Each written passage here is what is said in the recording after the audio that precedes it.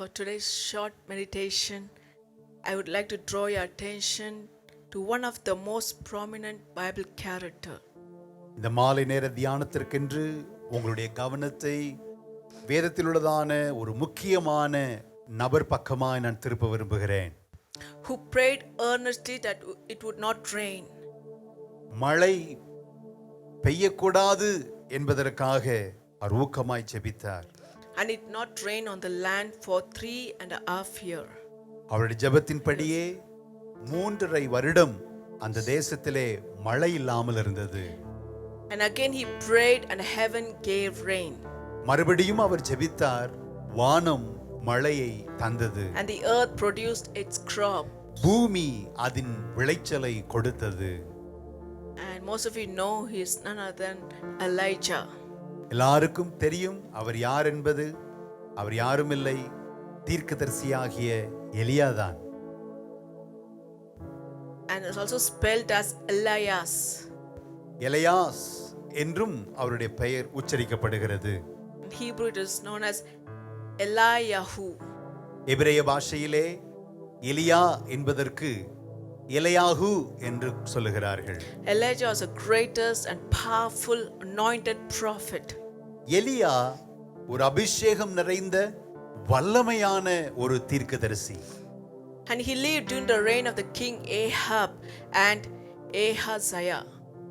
Ahab, Ahaziah போன்றவர்கள் ஆளுகை செய்து கொண்டிருக்கும் பொழுது எலியா வாழ்ந்து வந்தார். The Bible says Elijah was just like a man like us, like a human like us. வேதம் சொல்லுகிறது எலியா நம்மை போல ஒரு பாடுள்ள மனிதன்.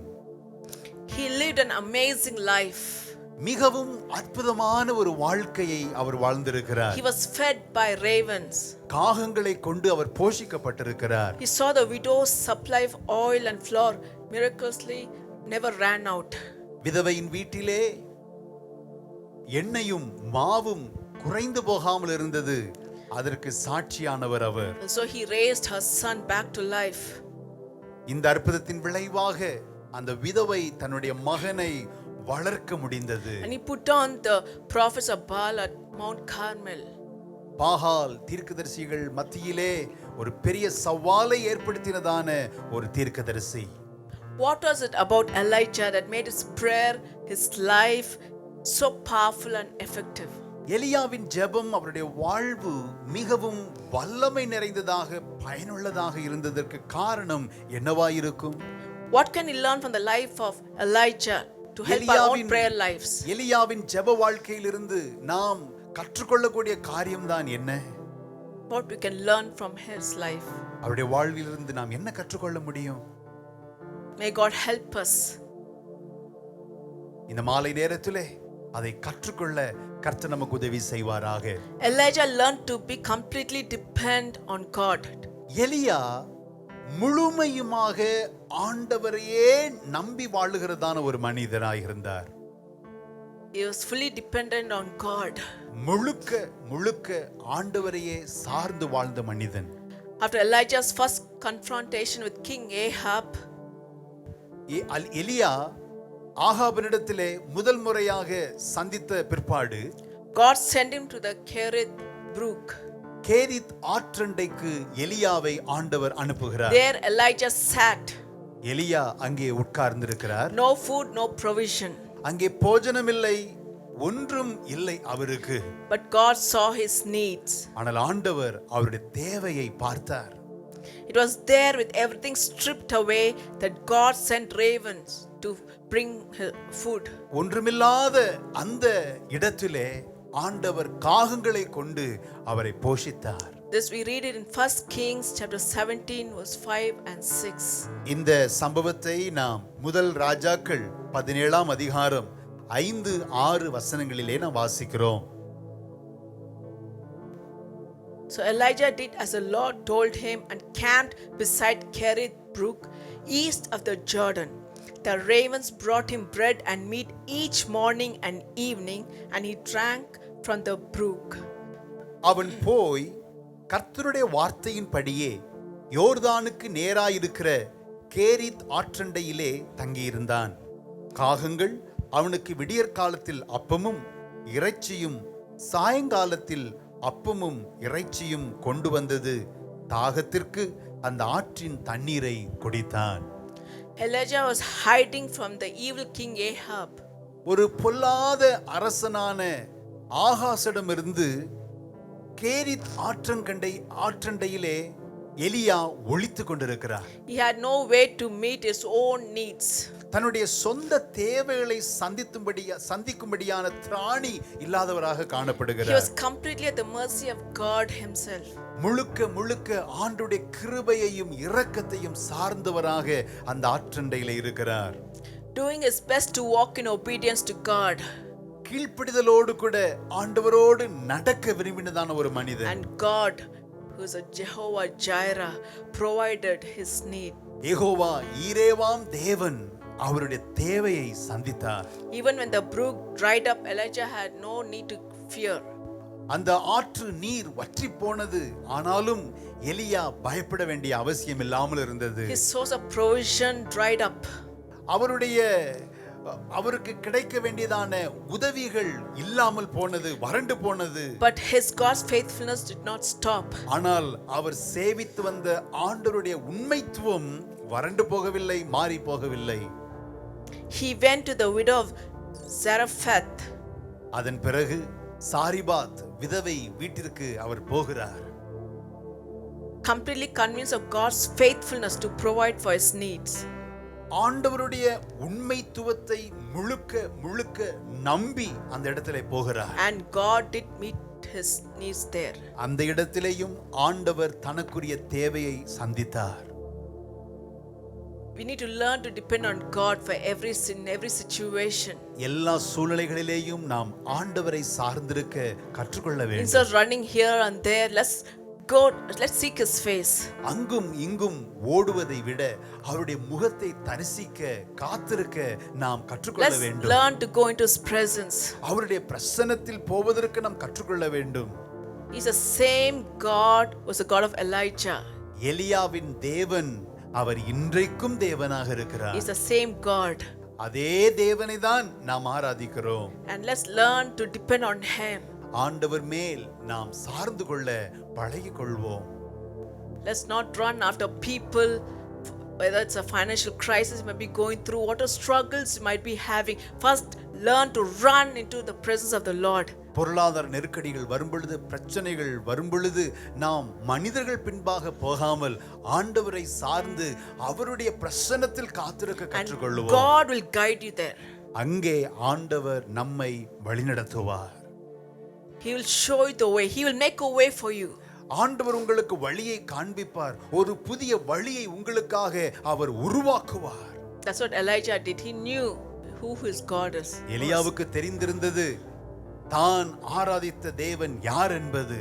He knew how great and powerful God is. அந்த ஆண்டவர் எவ்வளவு வல்லமை படைத்தவர் என்பதை அறிந்திருந்தார். Let's depend on God more and more every day in everything. Hallelujah. ஆண்டவர் மேலே எல்லா காரியங்களுக்காகவும் அவரையே சார்ந்து கொள்ளுவோம். Next point, Elijah prayed boldly for God's big miracle. இரண்டாவது குறிப்பு, எலியா தைரியமாக ஒரு அற்புதத்திற்காக ஜெபிக்கிறார். He went straight for a big request. ஒரு பெரிய விண்ணப்பத்தோடு கூட ஆண்டவருடைய சமூகத்தில் போகிறார். There's nothing wrong or asking God for a small request, but he went for a big request. சிறிய விண்ணப்பம் தான் கேட்க வேண்டும் என்று இல்லை, தவறு ஒன்றுமில்லை. பெரிய விண்ணப்பத்தையும் நாம் கேட்கலாம். It is an impossible thing. நடக்க கூடாத காரியத்தையும் நாம் கேட்கலாம். He prayed for a drought in the land. அந்த தேசத்திலே வறட்சி ஏற்பட ஜெபிக்கிறார். And also he raised the widow's son from the dead. செத்து போனதான விதவையின் மகனை மறுபடியுமாக உயிரோடு கூட எழுப்புகிறார். And he called down fire from heaven to consume the offering on Mount Carmel. கர்மேல் பர்வதத்திலே போடப்பட்டிருந்ததான பலி பொருட்களை பட்சிக்கும்படியாக வானத்திலிருந்து அக்கினியை வரவழைத்தார். We read in 1 Kings chapter 18 verse 36. 1 ராஜாக்கள் 18 அதிகாரம் 36வது வசனத்திலே இதை நாம் வாசிக்கிறோம். At the usual time for offering the evening sacrifice, Elijah the prophet walked up to the altar and prayed, "O Lord, God of Abraham, Isaac, and Jacob, prove today that you are God in Israel and that I am your servant. Prove that I have done all this at your command." Immediately the fire of the Lord flashed down from heaven and burned up the young bull, the wood, the stones, and the dust. It even licked up all the waters in the trench. அந்திபலி செலுத்தும் நேரத்திலே தீர்க்கதரிசியாகிய எலியா வந்து, ஆபிரகாமுக்கும் ஈசாக்கும் யாக்கோபுக்கும் தேவனாகிய கர்த்தாவே, இஸ்ரவேலிலே நீர் தேவன் என்றும் நான் உம்முடைய ஊழியக்காரன் என்றும் நான் இந்த காரியங்கள் எல்லாம் உம்முடைய வார்த்தையின்படி செய்தேன் என்றும் இன்றைக்கு விளங்க பண்ணும்.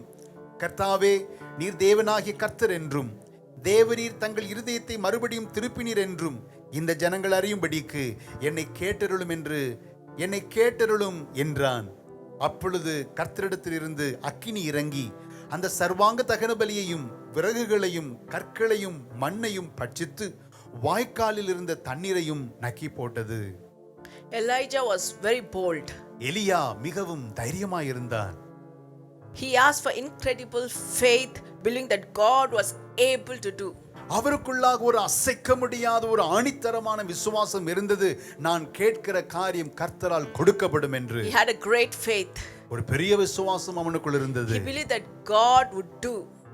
அவர் நம்பின ஒரு காரியம், கர்த்தர் எனக்கு இந்த காரியத்தை நிச்சயமாய் செய்வார்.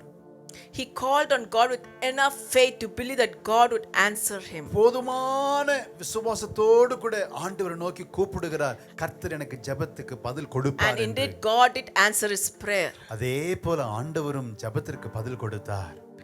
And God sent the fire from heaven. அப்படியே consumed. வானத்திலிருந்து அக்கினி புறப்பட்டு வந்து அந்த பலி பொருட்களை பட்சித்து போட்டது.